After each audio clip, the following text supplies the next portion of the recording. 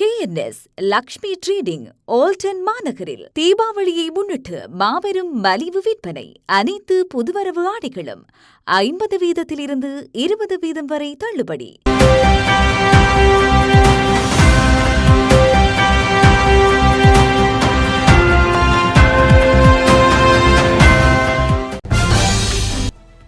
சீனாவிடம் quota மலம் கழிக்க செல்கின்றனர்.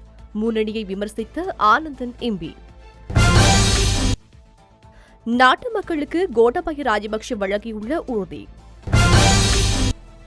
முஸ்லிம் அமைச்சர்கள் இருவர் சாஜித்துடன் ரகசிய ஒப்பந்தம், சர்ச்சையை கிளப்பும் நாமல். கூட்டமைப்பின் ஆதரவு யாருக்கு? வெளியாகியுள்ள தகவல். சிங்கள மக்கள் மத்தியில் பொய்யான வதந்திகளை பரப்பும் மஹிந்த கோட்டா. சரத் பொன்சேகாவிற்கு சஜித் வழங்கியுள்ள முக்கிய பொறுப்பு. விடுதலை புலிகள் அழிய வேண்டும் என்பதில் கூட்டமைப்பின் பங்கு இருந்தது, சொல்கிறார் ஆனந்தி.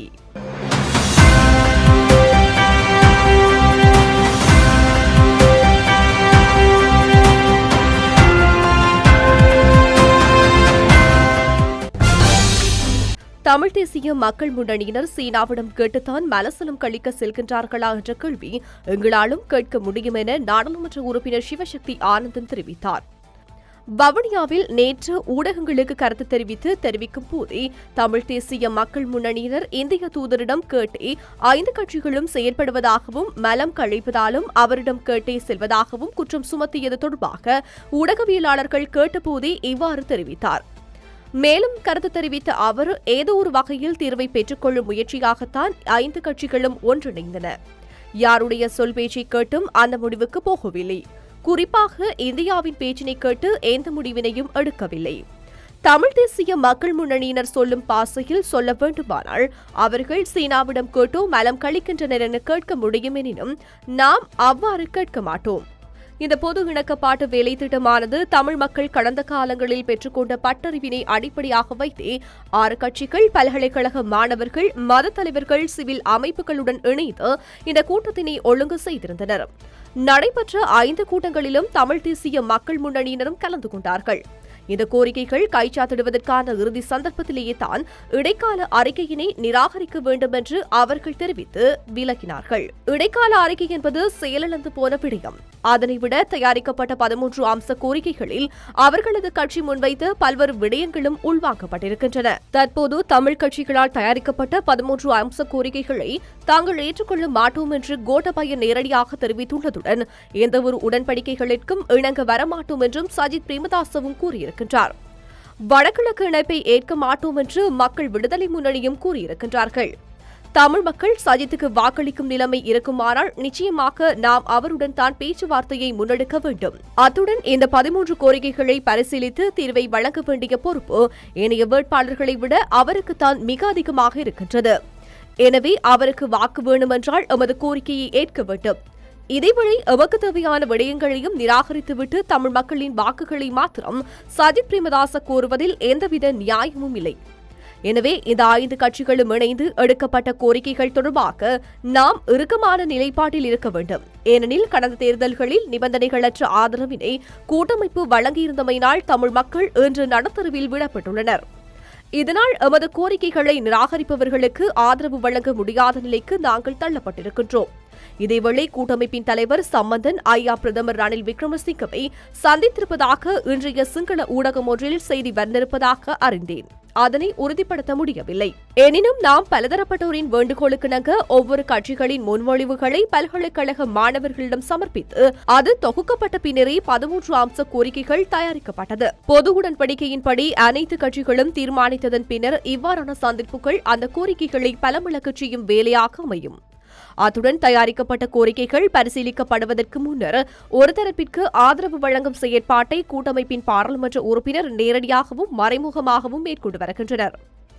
இவ்வாறு தன்னிச்சையாக செயற்பட்டால் இந்த பொது இணக்கப்பாடு என்பது செயலிழக்கும் நிலைமையே ஏற்படும். எனவே கூட்டமைப்பு பொறுப்புடன் செயற்பட வேண்டும். அத்துடன் எங்களை சந்திக்க விரும்புபவர்களை சந்தித்து இந்த கோரிக்கைகள் தொடர்பாக பேசலாம். பேச விரும்பாதவர்களோடு பேச வேண்டிய அவசியமில்லை. கோட்டாபய நேரடியாக யாவை நிராகரிக்கின்றார். எனவே மக்கள் விடுதலை முன்னணி, ஐக்கிய தேசிய முன்னணி ஆகிய 2 கட்சிகளுக்கும் இடையிலே எமது சந்திப்பு இருக்கின்றது. அவர்களது தேர்தல் விஞ்ஞாபனத்தில் எங்களது பிரச்சினைகளுக்கு எவ்வளவு முக்கியத்துவம் வழங்கியிருக்கிறார்கள் என்பதை பார்த்து இந்த 5 கட்சிகளும் மீண்டும் கலந்துரையாடி எடுக்க வேண்டிய நிலைப்பாடு தொடர்பாக அறிவிப்போம். இதேவேளை சிவாஜிலிங்கம் வேட்பாளராக நிற்பது தொடர்பாக அவரது கட்சியான டெலோவுட்குள்ளும் பேசப்படவில்லை. எனவே கட்சிகளுடனும் பேசப்படவில்லை. எனவே அவருக்கு ஆதரவு தெரிவிப்பதா என்று 5 கட்சிகளும் இணைந்தே தீர்மானிக்கும். 5 கட்சிகளும் தொடர்ந்தும் பயணிக்குமா என ஊடகவியலாளர் ஒருவர் எழுப்பிய கேள்விக்கு ஜனாதிபதி தேர்தலுக்கான பொது உடன்படிக்கையில்தான் இந்த 5 கட்சிகளும் கைச்சாத்திடப்பட்டிருக்கின்றது.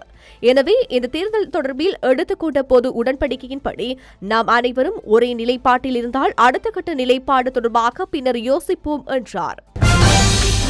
தீவிரவாதம் மீண்டும் தலைதூக்காமல் இருப்பதற்கு முன்னாள் ஜனாதிபதி மஹிந்த ராஜபக்ஷவின் ஆட்சிக் காலத்தில் அமுல் செய்த வேலைத்திட்டங்களை நல்லாட்சி அரசாங்கம் ரத்து செய்துள்ளதாக ஸ்ரீலங்கா பொதுஜன முன்னணியின் ஜனாதிபதி வேட்பாளர் கோட்டபய ராஜபக்ஷ தெரிவித்துள்ளார்.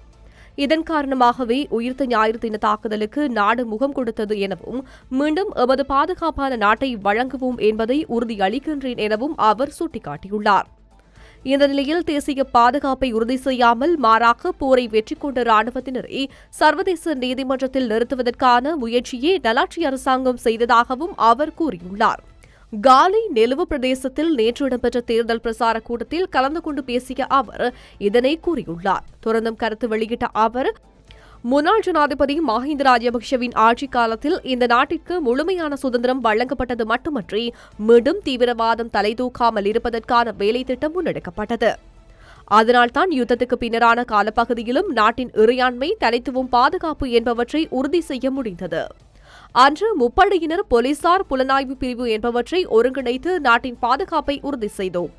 ஆனால் இந்த அரசாங்கம் தேசிய பாதுகாப்பு குறித்து எந்தவொரு அறிவும் இல்லாத, அதாவது நாட்டின் பாதுகாப்பிற்கு முதலிடம் கொடுக்கவில்லை. அதனால் மீண்டும் குண்டுவெடிக்கும் நிலை ஏற்பட்டது. அன்று வெளிநாட்டு புலனாய்வு பிரிவினரால் தகவல்கள் அரசாங்கத்திற்கு வழங்கப்பட்டன. ஆனாலும் நாட்டு மக்களை நினைக்காமல் எந்தவொரு நடவடிக்கையும் எடுக்கவில்லை. தேசிய பாதுகாப்பிற்கான அவசியம் அரசாங்கத்துக்கு இருக்கவில்லை.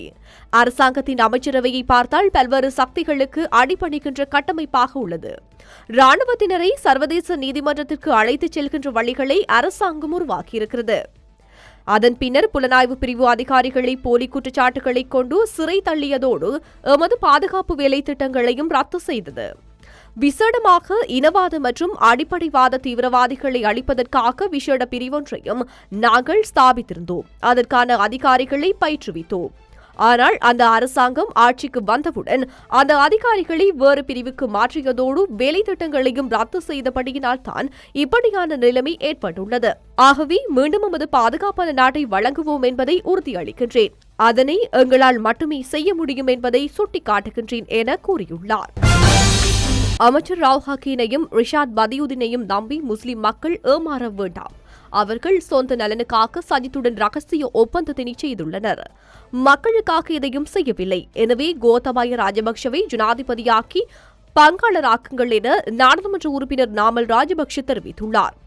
கல்முனை, மாளிகைக்காடு, காரைதீவு போன்ற பகுதிகளில் பல்வேறு தேர்தல் பிரசார கூட்டங்களில் இன்று கலந்து கொண்டு கருத்து தெரிவிக்கும் போதே அவர் இவ்வாறு தெரிவித்துள்ளார். இதன்போது அவர் மேலும் தெரிவிக்கையில், கோத்தபாய ராஜபக்ஷவை ஜனாதிபதியாக்கினால் கிழக்கில் முஸ்லிம் பிரதேச அபிவிருத்திகளை நிறுத்திவிடுவார் என்ற பொய்யான கட்டுரைகளை எதிரணியினர் பரப்பி வருகின்றனர். அது முழு பொய். கோத்தபாய ஜனாதிபதியானதும் நானே முன்னின்று கிழக்கில் இனமத பேதமின்றி அபிவிருத்தி வேலைகளை முன்னெடுக்கவுள்ளேன். ஹக்கீமும் ரிஷாட்டும் இணைந்து பொய்யான வாக்குறுதிகளை வழங்கி முஸ்லிம் மக்களை ஏமாற்றி வருகின்றனர். கிழக்கு மாகாணத்தில் பொருளாதார பிரச்சினைகள் அதிகம் உள்ளன. 2015ஆம் ஆண்டுக்கு பின்னர் கிழக்கில் சகல அபிவிருத்திகளும் நிறுத்தப்பட்டுள்ளன. எனது தந்தையார் மஹிந்த காட்டிய ஒலுவில் துறைமுகம் இன்று சீரழிந்து போயுள்ளன. கல்வித்தரமும் இங்கு மறைந்துள்ளன. தொழில் பிரச்சினை நிறைய உள்ளன. ஹக்கீமும் ரிஷாட்டும் ஐக்கிய தேசிய கட்சியில் தாங்கியுள்ளனர். அவர்களால் தனித்து ஒன்றுமே செய்ய முடியாது. முன்னரும் அவர்கள் மக்களுக்காக ஒன்றுமே செய்யவில்லை. அவர்கள் காலத்திலேயேதான் ஷக்ரான் பிரச்சினை வந்தது. அது மிக மோசமான சூழல். ஐக்கிய தேசிய கட்சி வேட்பாளர் சஜித்திடம் நாட்டை அபிவிருத்தி செய்ய ஒரு முறையான கொள்கை இல்லை, திட்டமில்லை. எனவே இலங்கையில் நல்ல அரசாங்கம் அமைய வேண்டுமானால் கோத்தபாயவை ஜனாதிபதியாக்குங்கள், நிம்மதியாக வாழ்வீர்கள். தமிழ் மக்களுக்கு நீண்ட காலமாக மறுக்கப்பட்டு வரும் கல்முனை வடக்கு பிரதேச செயலகத்தின் முழுமையான நிர்வாக செயற்பாட்டை நாம் ஆட்சிக்கு வந்ததும் பெற்றுத் தருவோம். 7 மாகாணங்களிலும் மக்கள் எமக்கே அமோக ஆதரவை வழங்கியுள்ளனர். இந்நிலையில் வடக்கும் கிழக்கும் பிரிந்து நின்று எதனையும் சாதிக்கப் போவதில்லை. கல்முனையில் தமிழ் மக்கள் கோரி நிற்கும் பிரதேச செயலகத்தை பெற்றுத் தருவோம். உங்கள் பிரதேசங்கள் மீண்டும் அபிவிருத்தியை நோக்கிச் செல்ல வேண்டுமாக இருப்பதால் எதிர்வரும் தேர்தலில் கோத்தபாய ராஜபக்ஷவிற்கு உங்கள் வாக்குகளை வழங்கி ஆதரவு வழங்குங்கள் எனவும் தெரிவித்துள்ளார். எதிர்வரும் ஜனாதிபதி தேர்தலில் ஐக்கிய தேசிய கட்சியின் ஜனாதிபதி வேட்பாளர் சஜித் பிரேமதாசவுக்கு ஆதரவு வழங்குவதற்கு கூட்டமைப்பு தீர்மானித்திருப்பதாக தகவல்கள் வெளியாகியுள்ளன. கொழும்பு ஊடகம் ஒன்றுக்கு கருத்து வெளியிட்ட கூட்டமைப்பின் நாடாளுமன்ற உறுப்பினர் சிவமோகன் இதனை உறுதிப்படுத்தியுள்ளதாகவும் தெரிவிக்கப்பட்டுள்ளது. இந்த நிலையில் இன்று நாடாளுமன்றம் கூடவுள்ள நிலையில் அதற்கு முன்னதாக நாடாளுமன்ற கட்டட தொகுதியில் தமிழ் தேசிய கூட்டமைப்பின் கலந்துரையாடல் ஒன்று நடைபெற்றுள்ளதாகவும் அவர் கூறியுள்ளார். இதன்போது இறுதி முடிவு எடுக்கப்படும் எனவும் நாடாளுமன்ற உறுப்பினர் சிவமோகன் கூறியுள்ளார். எவ்வாறெனினும் கூட்டமைப்பின் தீர்மானத்தை பகிரங்கமாக தெரியப்படுத்த வேண்டாம் என்கின்ற கோரிக்கையை கூட்டமைப்பின் தலைவரிடம் முன்வைக்கவுள்ளதாக அவர் மேலும் தெரிவித்துள்ளார். தமிழ் தேசிய கூட்டமைப்பின் பங்காளி கட்சிகள் உட்பட 5 தமிழ் தேசிய கட்சிகள் ஜனாதிபதி தேர்தலில் போட்டியிடும் பிரதான வேட்பாளர்களிடம் பேரம் பேசுவதாக உருவாகியுள்ள 13 அம்ச கோரிக்கைகளில் தமிழ் மக்களின் அடிப்படை பிரச்சினைகள் சுட்டிக்காட்டப்பட்டுள்ளதாக தெரிவிக்கும் EPRLF கட்சியின் தலைவர் சுரேஷ் பிரேமச்சந்திரன் எந்தவொரு இடத்திலும் தனிநாடு கோரவில்லை என்றும் குறிப்பிட்டுள்ளார். எனினும் தமிழர் தரப்பு மீண்டும் தனிநாடு கோருவதாக சிங்கள மக்கள் மத்தியில் பொய்யான வதந்திகளை மஹிந்த கோட்டா தரப்பினரும் அவர்களுக்கு சார்பான பௌத்த பிக்குகள் தலைமையிலான சிங்கள பௌத்த பேரினவாத அமைப்புகளும் பரப்பி வருவதாக சுரேஷ் பிரேமச்சந்திரன் விசனம் வெளியிட்டுள்ளார். தமிழர் தரப்பினால் முன்வைக்கப்பட்டுள்ள 13 கோரிக்கைகளில் 2ஐ தவிர ஏனையவை யுத்தத்துக்கு பின்னரான காலப்பகுதியில் தமிழ் மக்கள் எதிர்நோக்கியுள்ள பிரச்சினைகள் தொடர்பாகவும் அவற்றுக்கான தீர்வு குறித்துமே தெளிவுபடுத்தப்பட்டுள்ளதாகவும் யாழ்ப்பாணத்தில் ஊடக சந்திப்பொன்றை நடத்திய EPRLF கட்சியின் தலைவர் சுரேஷ் பிரேமச்சந்திரன் குறிப்பிட்டுள்ளார். இதேவேளை தமிழ் தேசிய கட்சிகளின் எந்தவொரு நிபந்தனைகளுக்கும் ஸ்ரீலங்கா பொதுஜன பெரமுன அடிபணியாது என அந்த கட்சியின் தலைவரான எதிர்க்கட்சித் தலைவர் மஹிந்த ராஜபக்ஷவும் அவரது சகோதரரான கோட்டபாய ராஜபக்ஷவும் பகிரங்கமாக அறிவித்துள்ளமையானது ஒருவிதமான தேர்தல் உக்தி என்றும் சுரேஷ் பிரேமச்சந்திரன் குறிப்பிட்டுள்ளார்.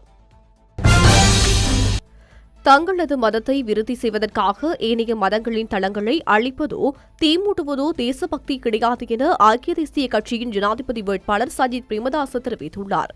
கண்டி கெலியோய பிரதேசத்தில் இடம்பெற்ற தேர்தல் பிரசார கூட்டம் ஒன்றில் பேசிய அவர் இதனை தெரிவித்துள்ளார்.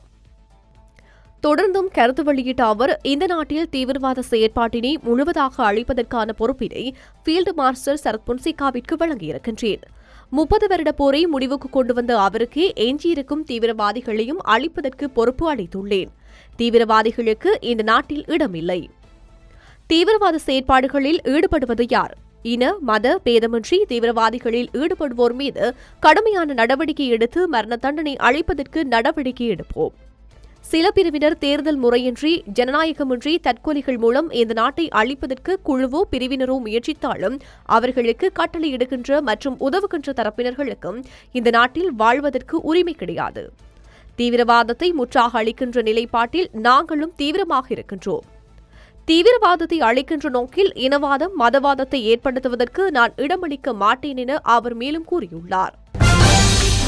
விடுதலை புலிகள் அழிய வேண்டும் என்பதில் தமிழ் தேசிய கூட்டமைப்பின் பங்கும் இருந்தது என ஈழத்தமிழர் சுயாட்சிக் கழகத்தின் தலைவர் அனந்தி சசிதரன் தெரிவித்துள்ளார். கிளிநொச்சியில் இடம்பெற்ற ஊடகவியலாளர் சந்திப்பின் போது அவர் இவ்வாறு தெரிவித்தார். 2010ஆம் ஆண்டு யுத்தத்தை முன்னெடுத்து சென்ற சரத் பொன்சேகாவிற்கு தமிழ் தேசிய கூட்டமைப்பு ஆதரவு தெரிவித்திருந்தது. கொடிய யுத்தத்தை முன்னெடுத்துச் சென்ற சரத் பொன்சேகாவிற்கு ஆதரவாக மேடையிலேறி பேசினர். உண்மையில் அன்றைய சூழலிலும் நாம் இவ்வாறான பொது வேட்பாளர் ஒருவரை நியமித்திருக்க வேண்டும். அன்று அதை செய்வதற்கு தமிழ் தேசிய கூட்டமைப்பும் சம்பந்தன் அவர்களும் தவறியுள்ளனர். சாணக்கிய அரசியல்வாதி என கூறிக்கொள்ளும் சம்பந்தன் இந்த விடயத்தில் தவறிழைத்துள்ளார். இறுதி யுத்தத்தில் பாரிய இன அழிப்பை மேற்கொண்டவருக்கு ஆதரவு தெரிவித்ததுடன் எமது உரிமைக்காக குரல் கொடுக்க வேண்டிய சந்தர்ப்பத்தை இழந்துவிட்டோம். அது மாத்திரமன்றி விடுதலை புலிகளை அழித்தமைக்கான வாழ்த்துக்களை நாடாளுமன்றில் இரா சம்பந்தன் தெரிவித்திருந்தார். அது தொடர்பான வீடியோக்களை இன்றும் காண முடிகின்றது. இறுதி நேரத்தில் விடுதலை புலிகள் அழிய வேண்டும் என்பதில் தமிழ் தேசிய கூட்டமைப்பின் பங்கும் இருந்தது. அவர்கள் விடுதலை போராட்டம் அழியக்கூடாது என நினைத்திருந்தால் இறுதி நேரத்தில் அப்பாவி மக்கள் கொல்லப்படுகின்றார்கள், யுத்தத்தை நிறுத்துமாறு இதே தமிழ் தேசிய கூட்டமைப்பின் தலைவர் இரா சம்பந்தன் கூறியிருக்கலாம். இந்த கோரிக்கைகள் சர்வதேச சமூகத்திடமிருந்து வந்தபோது சம்பந்தன் அவர்கள் தொலைபேசியை அணைத்துவிட்டு இருந்துவிட்டார். இவர்கள் தனிப்பட்ட சுயமாக சிந்திப்பவர்களாக இல்லை. இவர்கள் ஏதோ ஒரு நாட்டில் அபிலாஷிகளுக்கு அமைவாக நடந்து கொள்பவர்களாகவே இருக்கின்றனர். ஏதோ ஒரு நாட்டையோ அல்லது ஏதோ ஒருவரையோ சார்ந்து முடிவெடுப்பவர்களாக இருக்கின்றார்கள்.